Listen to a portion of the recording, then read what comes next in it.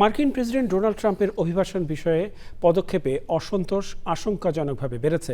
দেশটির উল্লেখযোগ্য সংখ্যক মানুষ তার অভিবাসন নীতি ও কার্যক্রমের উপর থেকে আস্থা হারিয়েছেন। মার্কিন নাগরিকদের বড় একটি অংশ মনে করছেন অভিবাসন ইস্যুতে ট্রাম্প মাত্রাতিরিক্ত বাড়াবাড়ি করছেন। এপি এবং সেন্টার ফর পাবলিক অ্যাফেয়ার্স রিসার্চের সাম্প্রতিক এক জরিপে উঠে এসেছে এসব তথ্য।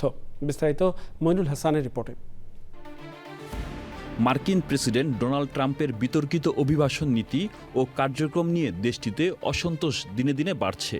দ্বিতীয় মেয়াদের শুরু থেকেই মার্কিন প্রেসিডেন্ট ডোনাল্ড ট্রাম্পের অভিবাসন নীতিতে সাধারণ মানুষ আস্থা হারিয়েছেন।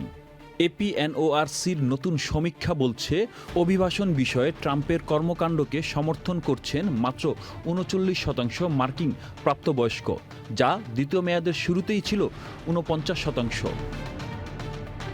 এই নিয়ে নিজ দলের মধ্যেও রয়েছে টানাপোড়েন। প্রতি 10 জন রিপাবলিকান সমর্থকদের মধ্যে প্রায় 8 জনই অভিবাসন ইস্যুতে তার পদক্ষেপকে সমর্থন করে যাচ্ছেন। অর্থনীতি বা ইরান সংকটের তুলনায় রিপাবলিকান ট্রাম্পের অভিবাসন নীতিকেই বেশি জোরালোভাবে সমর্থন করছেন। তবে অভিবাসন নীতি বাস্তবায়নের ক্ষেত্রে ট্রাম্প প্রশাসন সীমা লঙ্ঘন করেছে কিনা তা নিয়ে খোদ মার্কিনদের মধ্যে তীব্র বিভক্তি রয়েছে। জরিপ অনুযায়ী প্রায় অর্ধেক মার্কিন নাগরিক মনে করেন বৈধ অভিবাসন সীমিত করা এবং অবৈধ অভিবাসীদের বহিষ্কারের ক্ষেত্রে ট্রাম্প অতিরিক্ত বাড়াবাড়ি করেছেন। বিশেষ করে ট্রাফিকের সময় তল্লাশি বা বড় বড় শহরে ফেডারেল এজেন্ট মোতায়েনের মতো কড়াকড়ি পদক্ষেপগুলোর তীব্র সমালোচনা হয়েছে। অর্থনীতির ক্ষেত্রে হোয়াইট হাউসের জনসমর্থন উল্লেখযোগ্যভাবে কমেছে। বর্তমান জরিপ অনুযায়ী মাত্র 32% মানুষ ট্রাম্পের নীতির পরিচালনার ধরনে সন্তুষ্ট প্রকাশ করেছেন, যা মেয়াদের শুরুতেই ছিল 40%। সব মিলে ইরান যুদ্ধের দীর্ঘ সুচিত্রা, জ্বালানির মূল্যবৃদ্ধি, মূল্যস্ফীতি এইসব ইস্যুকে মার্কিনরা বেশ তিক্ত সময় পার করছেন। Moinul Hasan, channel I. যুক্তরাষ্ট্রে ভয়াবহ আকার ধারণ করেছে মুদ্রাস্ফীতি ও জীবনযাত্রার ব্যয়। সিবিএস নিউজের নতুন জরিপ বলছে দেশটির 75% মানুষের আয়ই জীবনযাত্রার খরচের সাথে তাল মেলাতে পারছে না।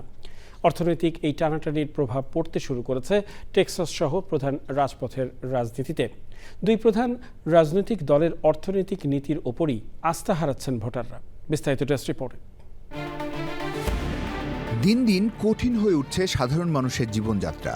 সিবিএস নিউজের সর্বশেষ জরিপে উঠে এসেছে এক উদ্বেগজনক তথ্য।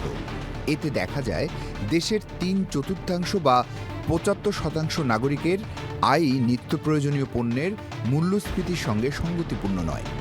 রিপাবলিকান স্ট্র্যাটেজিস্ট রিনা শ সিএসবি নিউজকে দেয়া এক সাক্ষাৎকারে বলেন, মূল্যস্ফীতির এই ধাক্কা শুধু নিম্নবিত্তের মধ্যেই সীমাবদ্ধ নেই।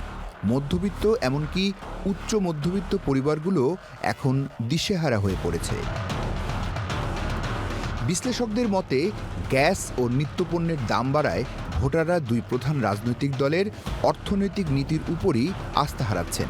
ফলে ডেমোক্রেটিক দলের ভেতরে প্রোগ্রেসিভ ও পপুলিস্ট প্রার্থীদের অবস্থান শক্ত হচ্ছে, যারা প্রচলিত ব্যবস্থার পরিবর্তন চান। ওয়ার্কিং ফ্যামিলিজ পার্টির ডিরেক্টর আমিরা স্কুয়েরা বলেন, আমাদের সমাজ ও সাধারণ মানুষ জীবনযাত্রার খরচ মেটাতে কতটা হিমশিম খাচ্ছে তা প্রার্থীরা তুলে ধরছেন। স্থিতাবস্থা যে আর কাজ করছে না সেটি স্পষ্ট হয়ে উঠেছে। অর্থনৈতিক এই অসন্তোষের প্রভাবে রিপাবলিকানদের শক্ত ঘাঁটি হিসেবে পরিচিত টেক্সাসেই পিছিয়ে পড়েছেন রিপাবলিকান প্রার্থী কেন পক্সটন।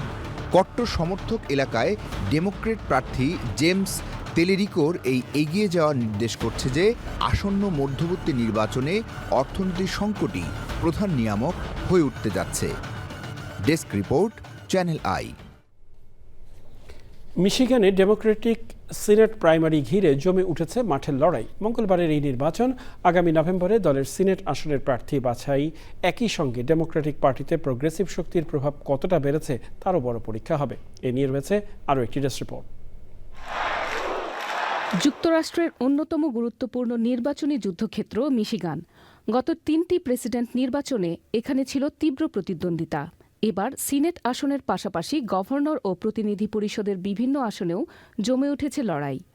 ডেমোক্র্যাটিক সিনেট প্রাইমারিতে মুখোমুখি হয়েছেন কংগ্রেসওম্যান হ্যালি স্টিভেন্স এবং সাবেক ডেট্রয়েট জনস্বাস্থ্য কর্মকর্তা আব্দুল এল সায়েদ। বর্তমান ডেমোক্র্যাট সিনেটর গ্যারি পিটার্সের আসন ছেড়ে দেওয়ার সিদ্ধান্তের পর প্রতিদ্বন্দ্বিতা আরও গুরুত্বপূর্ণ হয়ে উঠেছে। এল সায়েদ নিজেকে ডেমোক্র্যাটিক পার্টির প্রোগ্রেসিভ ধারার প্রার্থী হিসেবে তুলে ধরছেন। তার পক্ষে প্রচারে নেমেছেন সিনেটর বার্নি স্যান্ডার্স এবং congresswoman Alexandria Ocasio Cortez. Haley Stevens পাচ্ছেন ডেমোক্র্যাটিক পার্টির প্রতিষ্ঠিত নেতৃত্বের শক্ত সমর্থন। তার সমর্থকদের মধ্যে রয়েছেন senator Gary Peters, governor Gretchen Whitmer এবং সিনেটের ডেমোক্র্যাট নেতা চাক শুমার। প্রগতিশীল রাজনীতির প্রাথমিক উত্থানও এই নির্বাচনের গুরুত্ব বাড়িয়েছে। নিউ ইয়র্কে মামদানির মেয়র নির্বাচিত হওয়া এবং প্রতিনিধি পরিষদের কয়েকটি প্রাইমারিতে প্রোগ্রেসিভ প্রার্থীদের জয় ডেমোক্র্যাটিক রাজনীতিতে নতুন সমীকরণের ইঙ্গিত দিয়েছে। প্রাইমারিতে জয়ী প্রার্থী নভেম্বরে মুখোমুখি হবেন রিপাবলিকান প্রার্থী মাইক রজার্সের। সেই লড়াই মার্কিন সিনেটের নিয়ন্ত্রণের লড়াইয়েও গুরুত্বপূর্ণ হয়ে উঠতে পারে এই আসন। মিশিগানের ফল প্রভাব ফেলবে স্থানীয় রাজনীতির গণ্ডি পেরিয়ে জাতীয় ডেমোক্র্যাটিক পার্টির ভবিষ্যৎ কৌশলের উপরও। Desk report, channel I. New ইয়র্কের ইনউডে মার্কিন অভিবাসন সংস্থার অভিযান ক্যামেরাবন্দি করার সময় 72 বছর বয়সী লিন্ডা উলফ নামের এক স্বেচ্ছাকর্মীর উপর রাসায়নিক স্প্রে নিক্ষেপের অভিযোগ উঠেছে। বৃহস্পতিবার এই ঘটনার পর উলফ আইনি ব্যবস্থা নেওয়ার ঘোষণা দিয়েছেন। ভিডিওতে দেখা যায় উলফ ভিডিও করার সময় খুব কাছ থেকে তার মুখে স্প্রে করা হয়। এদিকে হোমল্যান্ড সিকিউরিটি বিভাগ দাবি করছে আক্রমণাত্মক জনতাকে নিয়ন্ত্রণ করতে ওই স্প্রে ব্যবহার করা হয়েছিল।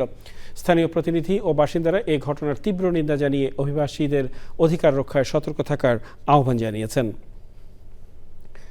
ব্যাংকের নিরাপত্তা কর্মকর্তা পরিচয়ে এক নারীকে প্রতারণার মাধ্যমে হাজার হাজার ডলার হাতিয়ে নেওয়ার অভিযোগে নিউ জার্সিতে 2 বাংলাদেশিকে গ্রেফতার করেছে পুলিশ জানায় গ্রেফতার দুজন হলেন এগ হারবার টাউনশিপের বাসিন্দা 48 বছর বয়সী MD-N ইসলাম এবং ওয়েস্টভিলের 58 বছর বয়সী মোহাম্মদ জেড ইসলাম।